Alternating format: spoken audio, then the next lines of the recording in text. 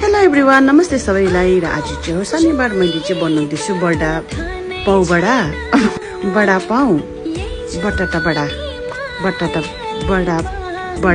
I don't know यस्तै के बनाउँदैछु मैले चाहिँ। र त्यसको लागि चाहिँ यो चाहिँ मुम्बईको एकदमै फेमस फुड हो।